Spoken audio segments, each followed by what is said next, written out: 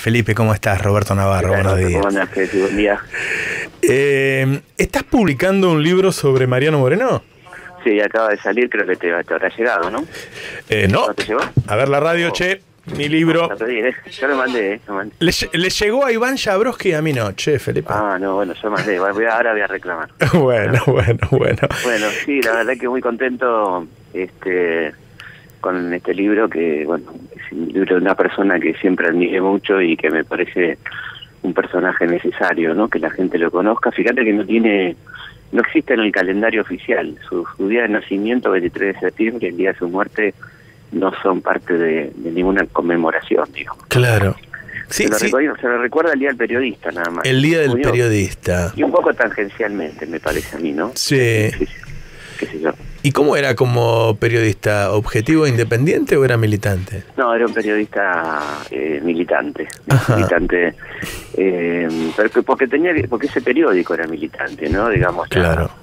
La Gaceta fue un órgano de difusión de la revolución, entonces creo que en ese contexto había que hacer una defensa frente a un momento de guerra muy complicado, ¿no? Donde estábamos entrando en una situación compleja y tomando una decisión extraordinaria, pero que había que tener elementos para defenderla, ¿no? Que era claro. La revolución. Además de la Gaceta tenía un fin didáctico también, porque él publica ahí el Contrato Social de Rousseau, ¿no? Una adaptación de Contrato Social, que era como el libro filosófico más avanzado de la época.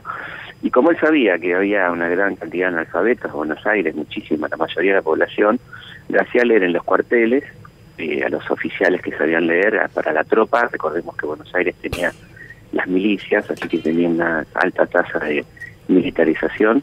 Y por otra parte, los domingos en la iglesia, los curas tenían que leer desde el púlpito la Gaceta, así que sonaba extraño, pero bueno, los curas tenían que leer a Rousseau para el pueblo de Buenos Aires, ¿no? Esto habla de la voluntad de llegar en realidad a la gente, no conformarse con publicar una idea, sino que esa idea llegue al destinatario, ¿no? Claro. Creo que lo hace más cercano a la gente que los teóricos de la revolución, que en general, por ejemplo, en Francia tenían cierta precaución para con el pueblo, ¿no? En el caso de Moreno, de un Belgrano, su gran obsesión era que las ideas innovadoras llegaran de verdad a la gente, ¿no? Claro. Pero eso es la obsesión por la educación también, ¿no es cierto? O sea, fíjate que es el creador de la ley de jubilación de los docentes, la crea Mariano Moreno, ¿no? Y él incrementa el salario docente un poco en la misma sintonía que Manuel Belgrano, que decía que no puede haber funcionario del Estado más importante que el maestro, ¿no? Y que debe tener el mejor sueldo del Estado, por otra parte, ¿no? Mira vos, ¿eh? Sí. y decime, cuando uno va siguiendo la historia, uno dice, bueno, Mariano Moreno lo crea para difundir sus ideas revolucionarias. Y digo, yo me imagino, no sé qué pensás vos, cuando Bartolomé Mitre crea La Nación, ¿también no la crea para difundir sus ideas? Absolutamente. O sea, bueno, de tribuna de doctrina.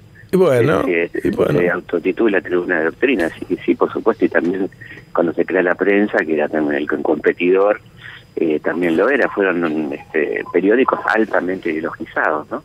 Claro, claro. Más Mitre, que era un tipo político, un historiador, digamos, un intelectual muy notable y un gran historiador que además, como decía su amigo el enemigo Sarmiento, depende del momento, tenía como guardaespaldas un diario, ¿no?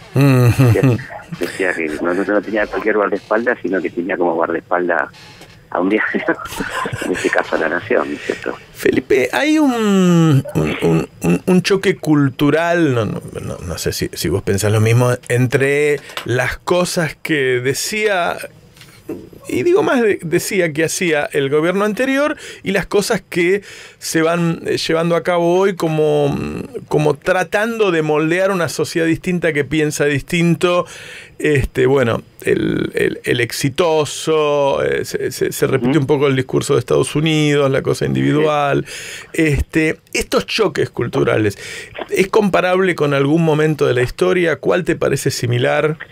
Sí, por supuesto. Yo creo que sí. Esto es parte de dos formas de pensar que han atravesado la historia argentina. Una forma más vinculada al pensamiento popular, al pensamiento nacional, a la defensa de la industria, fue un poco el choque que de alguna manera instaló el peronismo en la historia argentina, pero lo había instalado también el radicalismo, ojo, ¿no? Con Irigoyen, que tuvo que enfrentar a la llamada gran prensa, incluso a la Corte Suprema también en aquel momento, ¿no? El radicalismo tuvo muchísimos problemas para hacer aprobar leyes que eran bloqueadas permanentemente en el Senado por los conservadores, ¿no? Hay una cantidad de leyes muy nobles que Irigoyen envió al Parlamento, la misma nacionalización de YPF, la nacionalización del petróleo, que es una de las causas del golpe del 30, la creación de una flota mercante local, cierta nacionalización de los ferrocarriles, todo eso fue frenado. La creación de un banco industrial, mira qué bueno hubiera sido, ¿no? Allá por principio, fin de la década del 20,